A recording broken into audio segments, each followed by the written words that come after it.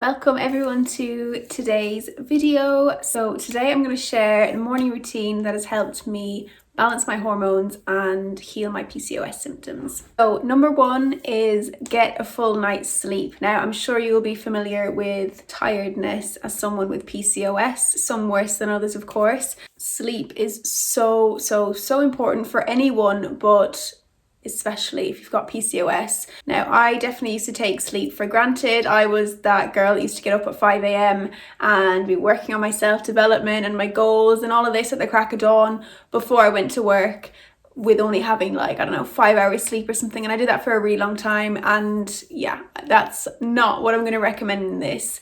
So if you're going to get up early, then make sure that you go to bed early and make sure you are getting enough sleep. Do everything that you can to aim for those 8 hours, and you can plan it by going to bed at a certain time so that you can get up earlier the next morning so that you can work on your morning routine. So I love to get up early, but the time that I wake up depends on the time that I go to sleep. I don't push myself. I don't say, that's what I used to do, but now I'm all about balance and just being gentle with myself, because that is the answer to good health. So make a habit of going to bed early, then getting up early the next morning and having at least an hour just to yourself before the rest of your responsibilities and before the focus is on the rest of the day. Just spend that time on yourself and it will be amazing for you. So number two is make a nice, safe, cozy, lovely space for yourself. So of course use what you have. If you haven't got a room or a space in a room that's specifically nice and cozy or whatever, then even just your bed,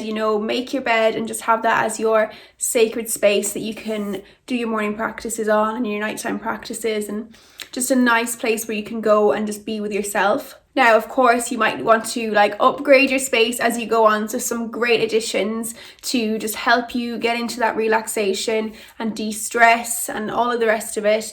Meditation pillow, really good. I mean, you can just use a standard pillow as long as it's comfy to sit on. Incense, burning sage or Palo Santo can really help to increase the positive energy, as well as things like crystals and essential oils. All of these things can just really help you get into that zone of just de-stress and just focus on yourself and focus on your healing. Especially if it's new to you, it can really help to have some of these to kind of aid you to get into it better, and then just have them ready in your space so that you can just go in the morning and just be there. Now, number three is practice meditation. Now, you can make this as your own as you want. This is an opportunity for you to just discover what feels best to you. I mean, you can sit up, you can lie down, you can do guided meditation, you can listen to some healing frequency music, or you can sit in complete silence. It's entirely up to you, whatever feels good to you. And there might be a specific kind of music and frequency and tone and just sound in general that you like to listen to that kind of just gets you in that desired headspace, so that you can just quiet the mind and tune in to your body in whatever way feels good for you. You can strengthen that relationship with yourself, with your body. PCOS can be such a situation where we kind of lose that connection with our body, and we kind of resent parts of ourselves. Just taking that time to really strengthen that relationship with self and that relationship with your body. This is the best healing tool anyone can possibly learn, because you can uncover your power and strengthen that intuition and really listen to that inner wisdom to help you kind of understand your PCOS symptoms and your body, and whatever you're going through right now, you can understand that better and understand what you need, what your body needs. And just being able to tune into that daily is just going to be incredible for your healing journey. It's going to give you so much information and knowledge about yourself and just make you feel so much more in control, especially if you're going through a time where you just feel like you've lost that control because of your symptoms and because of your PCOS. So just really bringing that power back and reclaiming it and being able to kind of just move forward with that confidence that you can work with your body, not against it. So number four is scripting, journaling, or you could just simply see it as writing your healing story. Now, this is so amazing for anybody's healing journey. So essentially you're just journaling, but writing in the present moment, but for your future desires. So writing about things like your gratitude that you feel for your healing. And when you write them, just really feel that gratitude. Like, get really specific, noting the things that have improved, how you feel about your body, how you feel about your health, how your life has improved because of your healing.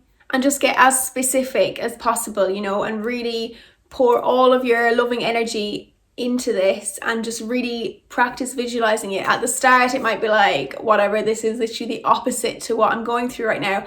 How can I be grateful for something that I'm so heartbroken about at the moment? It's really, really hard to fathom at first, but with practice, and especially if you're doing it every single day at the start of your day, it will just make perfect sense. And revisiting that story and even writing it fresh, you can change it, you can do whatever, but it's just so good for training your mind to remember that is possible, that version of you exists, and that's what you're doing. You're working towards that, you're healing towards that desired version, and you will get there. And it will also just really help with, if you're feeling down about your current situation, which I'm sure that's possible that you are, because I know I went through some really, really dark times with my PCOS. So it's just having that constant reminder that, there is the light at the end of the tunnel. It is possible. Of course it is. There's so many people that have healed the exact situation that you're in.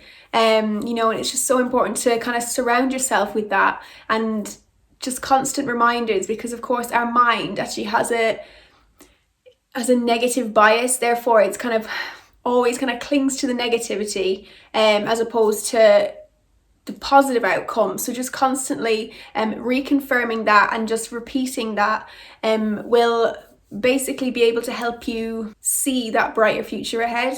So number 5 is self-development. So by that I mean YouTube videos, podcasts, audiobooks, actual books, anyone that inspires you. So maybe it's someone that's had success in healing PCOS that reminds you of what's possible. So that is a really, really healthy thing to be reminding yourself of.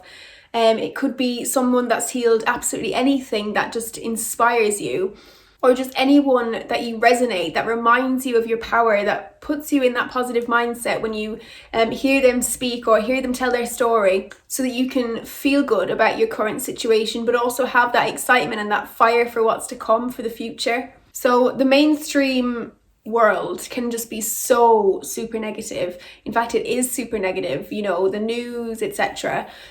So if you're already feeling really negative because of your PCOS, and you're feeling that anxiety and you're feeling that depression and just the sadness in general, filling your mind constantly with all of this negativity around you is just going to hinder you. It's just going to slow down your healing.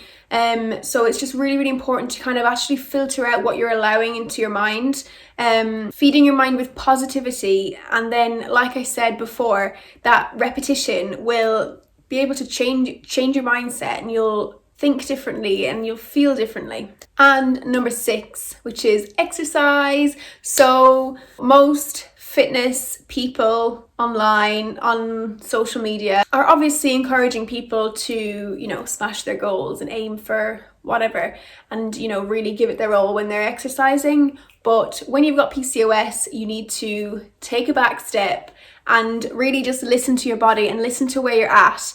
It might be that your energy levels are okay and you feel like you can handle a regular workout, whether that's cardio or strength training or whatever it is. You might feel totally up for it, but you might feel like your energy levels are completely depleted.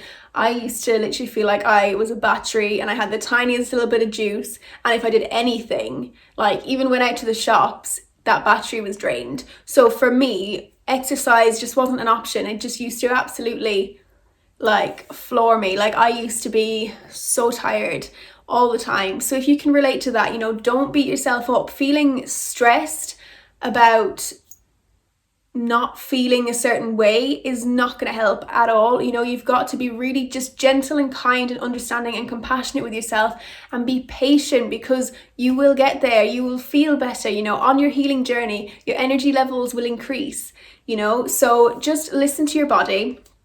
If you feel like working out, great. If you don't, then just take it really gentle. Whether you're feeling full of beans or not, I would say yoga is the best exercise for PCOS. It's the best exercise for anyone that's wanting to heal. It's kind of like an extension of meditation, but it's moving your body instead of just quietening the mind.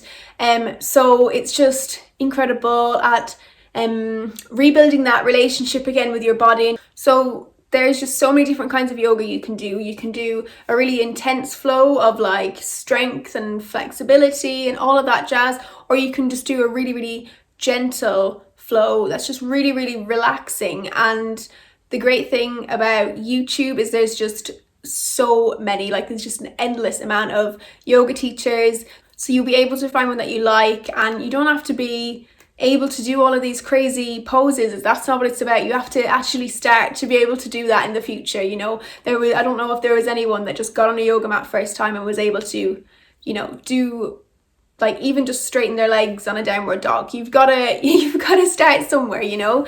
And so don't beat yourself up. You've just got to be super gentle, super patient, and just remember that you're doing this to heal. You know, there's no race to get to anything. You're doing this to slow down and to connect to your body.